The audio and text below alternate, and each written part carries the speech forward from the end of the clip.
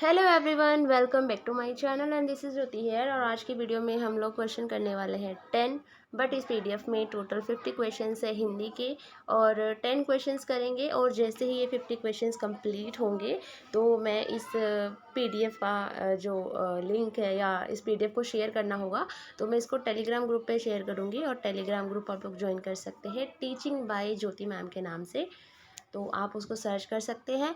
और नहीं सर्च कर सकते तो मैं डिस्क्रिप्शन बॉक्स में लिंक दे दूँगी टेलीग्राम का, तो आप वहाँ पे जाके ज्वाइन कर सकते हैं। बाकी इसके अलावा अदर पीडीएफ भी है तो वो भी आप लोग चेकआउट कर सकते हैं। तो यहाँ पे पहला प्रश्न आपसे पूछा गया है कि प्रत्येक शब्द के पर्यायवाची रूप के 4 विकल्प दिए गए हैं, इनमें से सही विकल्प का आपको चयन करना है।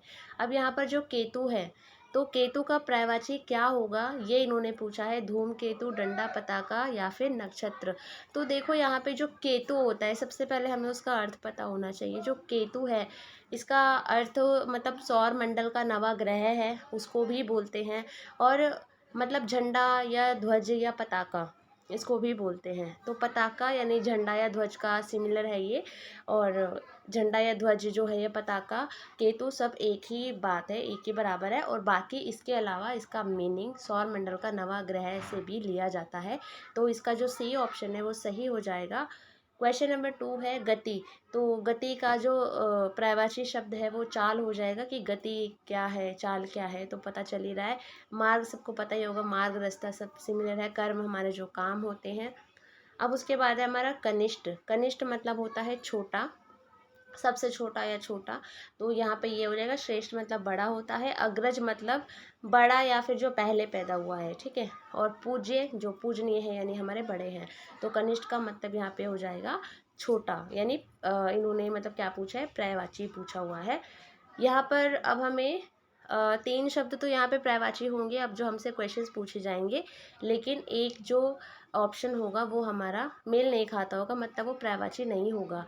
तो यहाँ पे कांतर, विपिन और कानन, ये तीनों ही वन के या जंगल के कह सकते हो पर्यायवाची शब्द है। लेकिन कांता एक महिला को, एक नारी को, एक स्त्री को, एक मतलब पत्नी को ये रिप्रेजेंट करता है, भार्या, अर्धांगनी, इस तरीके से। तो कांता नहीं होगा।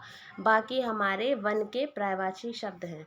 प्रश्न संख्या 5 है लौ, दीप शिखा, लगन, लपट। तो इसमें जो लौ, दीप शिखा और जो लपट है ये अग्नि को रिप्रेजेंट करते हैं, लेकिन जो लगन है वो स्नेह, लगाव, प्यार उसको दर्शाता है। तो 5वें का जो ऑप्शन सी है वो हमारा सही हो जाएगा, क्योंकि वो हमारा पर्यायवाची शब्द नहीं है। उसके बाद अगला प्रश्न है यहाँ पे छठे का अनिवार्य का ऑपोजिट आपको बताना है। यहाँ पर इन्होंने प्रश्न पूछे हैं कि सही विलोम शब्द बताइए। तो अनिवार्य का विलोम, अनिवार्य मतलब कि ये करना ही करना है। वैकल्पिक मतलब ठीक है कर भी सकते हो, नहीं भी कर सकते, तो ए ऑप्शन सही हो जाएगा। आवश्यक इसी का पर्यायवाची हो जाएगा, अनिवार्य का ज़रूरी भी। और पृष्ठांकित मतलब क्या होता है, देखो पृष्ठांकित का मतलब होता है साबित करना या समर्थन करना या पुष्टि करना, ठीक है। तो ये तो होगा नहीं, तो हमारा ए ऑप्शन सही हो जाएगा। क्वेश्चन नंबर 7 है हमारा उन्मूलन। उन्मूलन मतलब होता है जड़ से खत्म करना।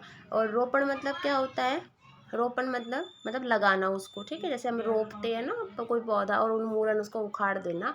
और विमूलन मतलब भी उखाड़ना होता है। उद्घाटन मतलब आपको सबको पता है। और श्रृंखलन मतलब एक वैसे तो श्रृंखला बाधित करना, किसी चीज़ को लाइन में सीक्वेंस में लगाना, बट जब मैंने इसको गूगल पे सर्च किया तो बेसिकली ये कुछ कार्बन वार्बन साइंस से रिलेटेड था, तो ये तो होगा नहीं।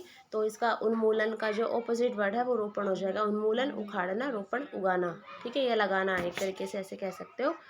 क्वेश्चन नंबर 8 है निंदीय। तो निंदीय का क्या अर्थ है, निंदीय मतलब जिसकी निंदा की जाती है, निंदनीय, जिस निंदा मतलब बुराई, ठीक है। और इसका ऑपोजिट क्या हो जाएगा, स्तुतीय या फिर स्तुति, यानी उसकी प्रशंसा करना, ठीक है। वंद्य, वंदनीय, पूजनीय, प्रशंसनीय जिसकी प्रशंसा की जाए, ठीक है। और अभी यहाँ पे आपको थोड़ा सा कन्फ्यूजन हो रहा होगा कि निंदा जिसकी, निंदीय मतलब जिसकी निंदा की जाए, और स्तुतीय कैसे इसका ऑपोजिट हो जाएगा। तो मतलब इसका ऑपोजिट यही बन रहा है। और वंदे मतलब वंदनीय है, एक तरीके से ये सिमिलर सिमिलर से है, आदरणीय। बट इसका स्तुतीय, इसका सही स्तुति या फिर स्तुतीय इसका सही आंसर हो जाएगा। मतलब प्रशंसा करना एक तरीके से, मतलब हाई प्रायोरिटी पे अगर हम रखें तो ये ऑप्शन हमारा सही हो जाएगा। 9 है आपको सही स्पेलिंग बतानी है। तो सही स्पेलिंग ये है आपकी शुश्रूषा। ठीक है, ए वाली ऑप्शन सही है। और शुश्रूषा का मतलब होता है सेवा या फिर कर्तव्य प्रणायता या सेवा करना एक तरीके से। उसके बाद हमारा क्वेश्चन नंबर 10 है, इनमें से सही स्पेलिंग आपको चूज करनी है। गरिष्ठ, ठीक है, नॉट गरिष्ठ, गरिष्ठ। गरिष्ठ मतलब होता है कि कठिनता से पचने वाला भोजन। जैसे गरिष्ठ भोजन मत किया करो, मतलब भारी भोजन मत किया करो, पचता देर से है, बीमारियां लग जाती हैं फिर, है ना। तो इस तरीके से हम गरिष्ठ मतलब जो मतलब बहुत आसानी से ना बच सके उसको बोलते हैं। तो ये 10 क्वेश्चंस थे। और आपको ये क्वेश्चंस कैसे लगे, जैसे भी लगे हो तो प्लीज़ मुझे कमेंट करके बताना। बाकी के नेक्स्ट क्वेश्चंस हम लोग कल करेंगे। So thank you so much everyone and good night.